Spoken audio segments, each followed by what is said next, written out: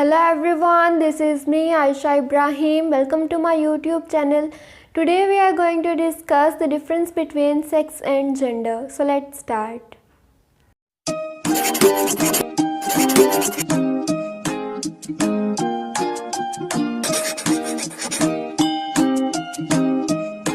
आज का जो हमारा लेक्चर है उसमें हम डिस्कस करेंगे जेंडर वर्सेस सेक्स। लेकिन इनको डिस्कस करने से पहले हम देखेंगे कि सेक्स होता क्या है और जेंडर का क्या कॉन्सेप्ट है। तो ये जो वर्ड सेक्स है, ये वर्ड सेक्सेस से डिराइव किया गया, जो कि एक लैटिन वर्ड है। और अगर हम इस वर्ड में से अस को माइनस कर दें या रिमूव कर दें तो वर्ड सेक्स बचता है। इस वर्ड का मीनिंग है कट या फिर डिवाइड करना। तो यहाँ पे ये एक वर्ड क्यों यूज़ किया जाता है, क्योंकि मेल और फीमेल के दरमियान जो बायोलॉजिकल डिफरेंसेस होते हैं, उन डिफरेंसेस की बेस पे हम उनको जो है वो सेपरेट करते हैं, डिवाइड करते हैं।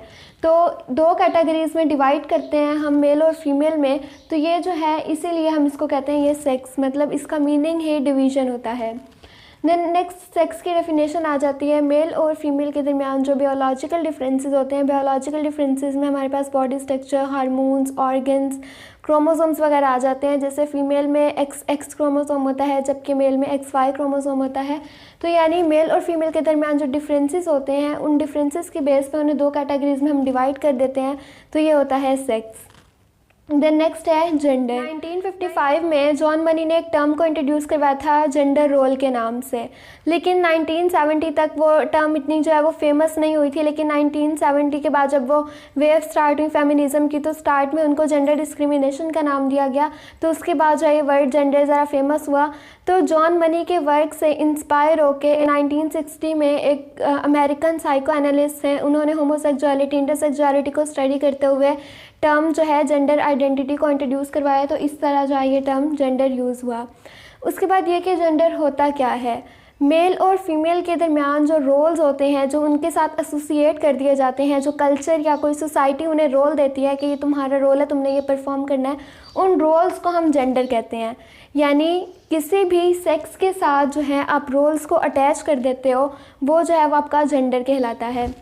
अब डिफरेंट सोसाइटीज़ में डिफरेंट रोल्स दिए जाते हैं फीमेल को, मेल को। ये सोसाइटी टू सोसाइटी वेरी करता है। इसके अलावा ये कल्चर टू कल्चर वेरी करता है, टाइम टू टाइम वेरी करता है, चेंज भी होता रहता है। ये जो जेंडर में जो रोल्स होते हैं, ये मेल और फीमेल के साथ जो एसोसिएट किए जाते हैं, इनमें चेंजिंग भी आती रहती है। देन ये हो गया सेक्स और जेंडर का कॉन्सेप्ट। सेक्स बायोलॉजिकल डिफरेंसेस और जेंडर जो है ये रोल्स अटैच किए जाते हैं मेल और फीमेल के साथ। देन नेक्स्ट है gender versus sex, between sex and gender. तो फर्स्ट डिफरेंस यही है कि सेक्स जो है ये बायोलॉजिकल डिफरेंसेस पे बेस करता है और जेंडर जो है ये कल्चरल, पॉलिटिकल, इकोनॉमिकल फैक्टर्स पे या डिफरेंसेस पे डिपेंड कर रहा होता है। अब बायोलॉजिकल डिफरेंस देखें, जब एक बच्चा पैदा होता है तो वो मेल होता है या फीमेल होता है, इसमें उसका कोई रोल नहीं होता। या तो वो मेल पैदा होगा या वो फीमेल पैदा होगा। तो बायोलॉजिकल डिफरेंस जो है वो एक नेचुरल है। लेकिन जो जेंडर है ये cultural differences, political, economical, emotional जो है उन डिफरेंसेस की बेस पे होता है। अब अगर हम बात करें कि जब एक बच्चा पैदा होता है, ठीक है, वो मेल या फीमेल हो गया। अब जो मेल होगा उसको हमने टॉयज़ देने हैं डिफरेंट टाइप्स के, उसको हम देंगे कार्ड्स इस तरह के या गन्स वगैरह। यानी हमने ये एक माइंड बना देना बच्चे का कि बच्चा जो है ये इस तरह के टॉयज़ से खेलेगा, और बच्ची जो है वो डॉल हाउस या फिर किचन का, हम कुकिंग के छोटे छोटे सेट्स होते हैं, इस तरह की जो चीज़ें होती हैं वो फीमेल को देते हैं।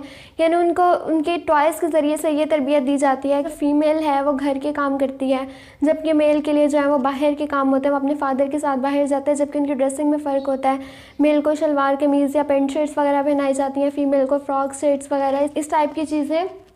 तो ये जो है ये कल्चरल डिफरेंसेस होते हैं। अगर आप एक कल्चर से दूसरे कल्चर में जाओगे तो आपको वहाँ डिफरेंस नज़र आएगा। एक सोसाइटी में जहाँ शलवार कमीज़ पहनाई जा रही है फीमेल को, तो कहीं और जाओगे तो वहाँ बच्ची जो है वो पेंट शर्ट में भी आपको नज़र आएगी। तो ये कल्चरल डिफरेंसेस होते हैं। ये जो रोल्स होते हैं जो हमने खुद एसोसिएट किए होते हैं अपने सेक्स के साथ, तो वो जो है वो कल्चरल या हम कह सकते हैं कि सोशल डिफरेंसेस होते हैं।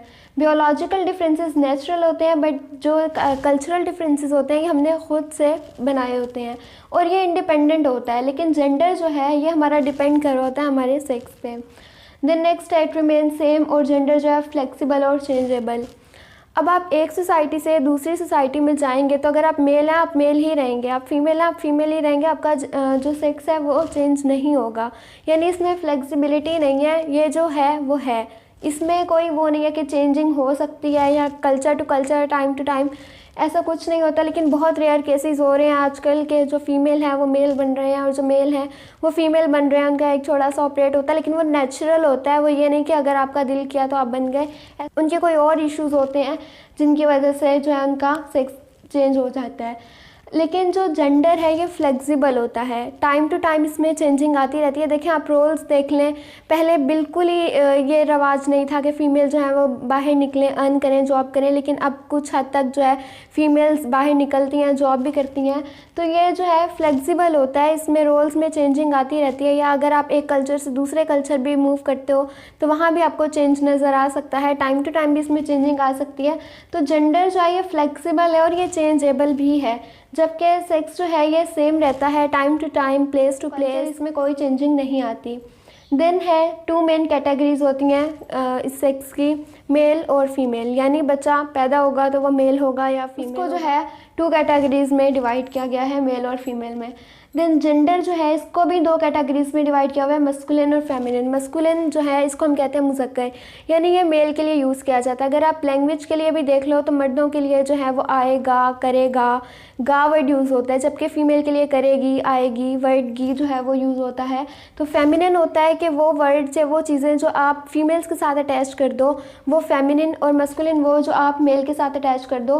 तो जेंडर जो है वो आपके, मैंने पहले भी कहा, सेक्स पे डिपेंड करता है। तो आपके मेल और फीमेल होने पे ही आपकी ये जो मस्कुलिनिटी या फेमिनिनिटी जो है वो डिपेंड कर रही होती है। यानी वो चीज़ें जो मेल से रिलेट कर दो आप वो मस्कुलिन, और फीमेल के साथ जो आप अटैच कर दो वो फेमिनिन। तो जेंडर की 2 कैटेगरीज हैं, मस्कुलिन और फेमिनिन, और सेक्स की मेल और फीमेल। देन 4th पॉइंट है डिटर्मिन्ड बाय बर्थ, और जेंडर जो है इन्फ्लुएंस बाय एक्सटर्नल फैक्टर। अब आप मेल या फीमेल पैदा होते हो तो वो नेचुरल होता है, बाय बर्थ होता है, यानी इसमें आपका कोई रोल नहीं है या आप इसमें कोई चेंजिंग नहीं कर सकते, ये बाय बर्थ ही डिटरमिन्ड होता है। जबकि जेंडर जो है आपके पैदा होने के बाद कुछ एक्सटर्नल फैक्टर्स हैं जो इस पे असरअंदाज हो रहे हैं। ये एक्सटर्नल फैक्टर्स जो हैं ये सोशल, पॉलिटिकल, इकोनॉमिकल, किसी भी तरह के हो सकते हैं, जो आपके पैदा होने के बाद आपके रोल्स को इन्फ्लुएंस करें, वो आपके एक्सटर्नल फैक्टर्स होते हैं। अब एक्सटर्नल फैक्टर जो है वो सेक्स को नहीं कर सकते डिटरमिन, या इसको इन्फ्लुएंस नहीं कर सकते, लेकिन जो जेंडर है वो इन्फ्लुएंस होता है एक्सटर्नल फैक्टर से। द नेक्स्ट है रिप्रोडक्टिव नीड्स, ये बियोलॉजिकल फीचर होता है इसका, हमारी रिप्रोडक्टिव नीड्स पे डिपेंड कर रहा होता है हमारा सेक्स, जबकि जेंडर जो है ये सोशल नॉर्म्स इसको क्रिएट करती हैं।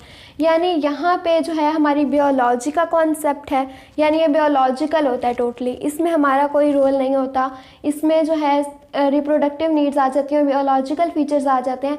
जबकि जेंडर जो है ये सोशल होता है, ये हमारी सोसाइटी क्रिएट करती है। डिफरेंस इनके दरमियान मेन यही है कि हमारा जो सेक्स है वो बियोलॉजिकल या नेचुरल है, जबकि जेंडर जो है वो सोशल है, यानी हमारी सोसाइटी का तख्लीक शुदा है। तो ये था आज का लेक्चर। आई होप आज का लेक्चर आप लोगों के लिए हेल्पफुल रहा होगा। इंस्टाग्राम और फेसबुक पे आप लोगों को इसके नोट्स में मिल जाएंगे। So don't forget to subscribe my channel, do like, comment and share this video. Thank you so much.